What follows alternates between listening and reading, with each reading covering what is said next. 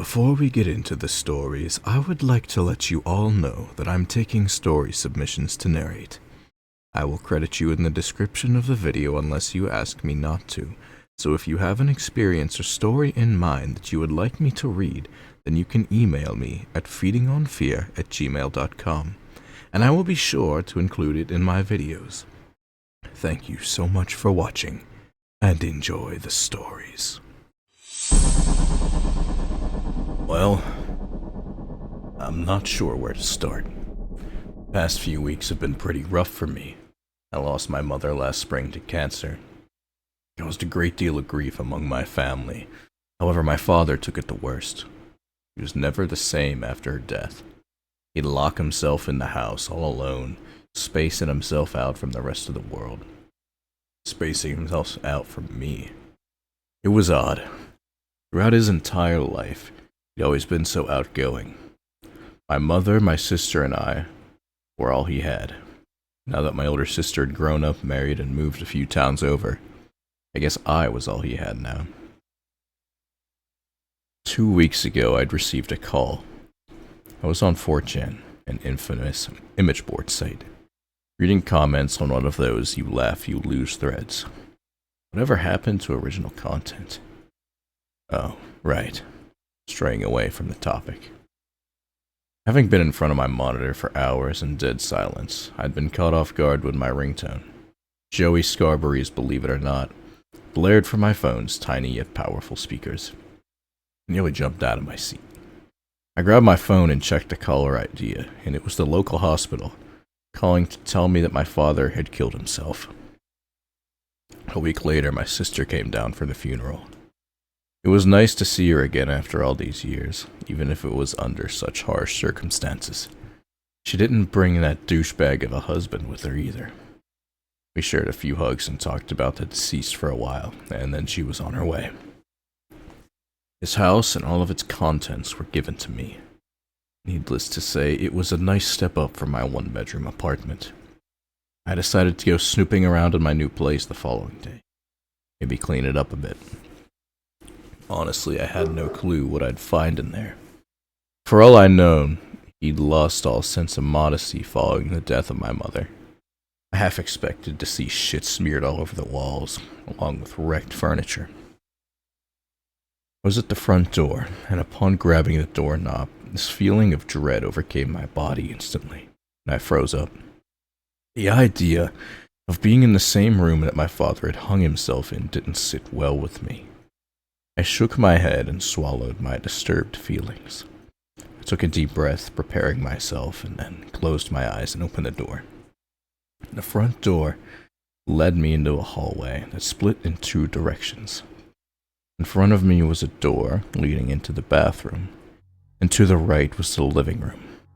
Expecting the worst, I rounded the corner. But to my surprise, everything was in pristine condition. I scanned the area. There were a few couches surrounding an ancient-looking TV set. My father had never been all that tech-savvy. What caught my eye, though, was the large fireplace near the seating. I didn't remember this. Granted, I'd only been in the house a handful of times, but from recollection, hadn't been there before. Now, the fireplace isn't exactly what caught my attention. It was what was mounted above it. It was a large, framed, painted portrait of my mother, surrounded with candles on the fireplace mantel. Something seemed a little bit off. She had this condescending smirk on her face, as if to say that I know something you don't. And then I got that eerie feeling again. I really felt as if I wasn't supposed to be in this house. Being the dumbass I am, I decided to stick around for a while longer. Venturing into the kitchen, I snooped around. Cupboards were filled with new-looking dish sets, and the fridge was filled with nothing but beer and water. Good old Dad. A thought crossed my mind. I should check out the master bedroom, the room where he'd killed himself. I pushed back any unsure feelings I had and started heading towards the back of the house. The door to my father's room was slightly ajar. Knots in my stomach growing ever so tight, I slowly pushed it open. The hinges let forth an obnoxiously loud creak. Had no idea why I was being so quiet. Tried hard to convince myself that I'm the only person in the house, but this pit in the bottom of my stomach refused to go away. The bedroom was normal. Everything looked clear. Took a few steps while scanning the area. There was a nightstand to the right side of his bed. His glasses were resting on top, this seemingly untouched. He never liked wearing them. Said they made him look like a sissy boy. To the left of the room was a door. Something, I don't know what, drew me to it.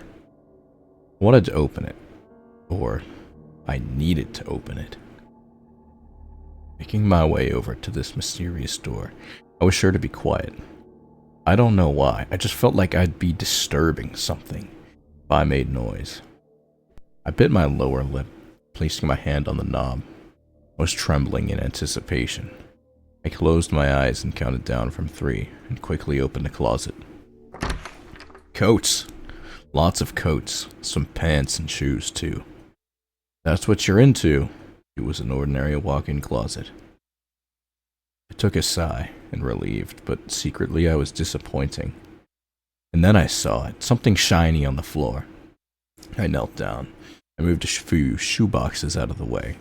It was a brass handle bolted to the ground. I also noticed a crease in the carpeted floor. It was a little hatch leading to the basement.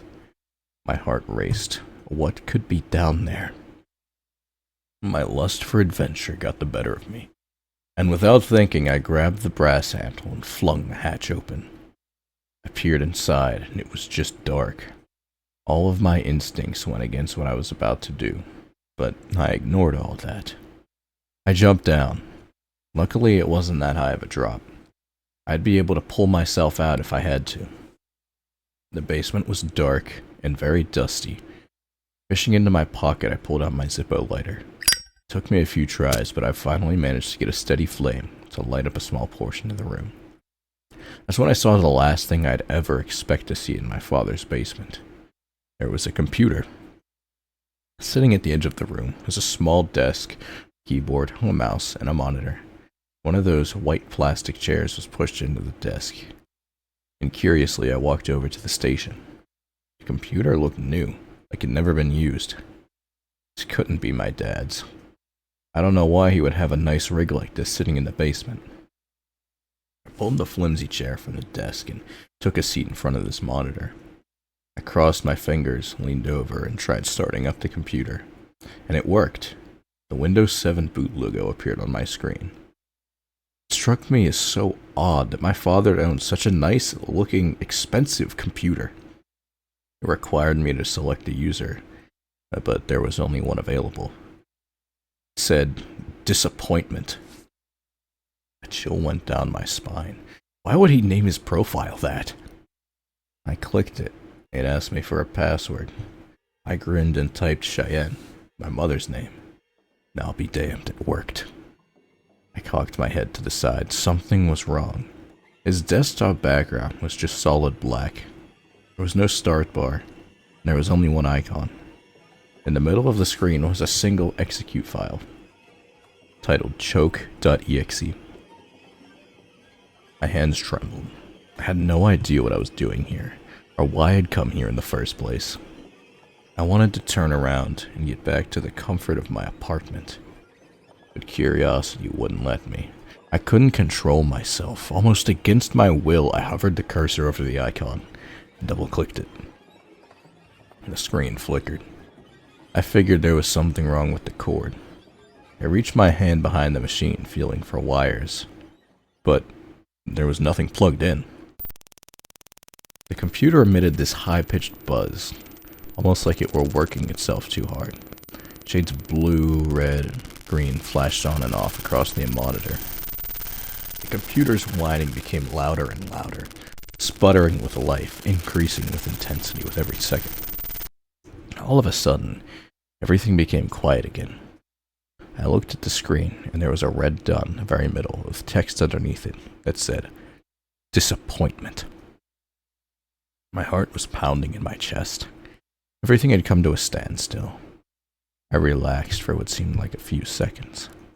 until I heard the sound of heavy breathing and footsteps behind me, coming closer.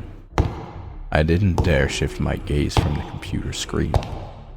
The footsteps stopped. Whoever, or whatever, was behind me had leaned over, and their mouth was right next to my ear. And I heard a familiar voice whisper, "Choke." With great force, a rope was wrapped around my neck. I screamed as loud as I could. The rope tightened and I was yanked backwards out of the chair. I couldn't breathe. My neck was sore. My vision was starting to fade away. I was going to die. I gagged and I thrashed and clawed at my neck. And there was nothing there. I was on my hands and knees gasping for air. My vision had returned. I stood up and staggered around, trying to regain my bearings. I was in the living room, right in front of the fireplace. Looking down on me with that condescending smirk was the portrait of my mother. And now, as I sit here writing this, or rather reading it, in my dingy, one-bedroom apartment, I can honestly say there is no place like home. I have no idea what the hell happened. But honestly, I don't want to know. I don't need to know. All I'm sure of is that I'm never setting foot in that damn house again.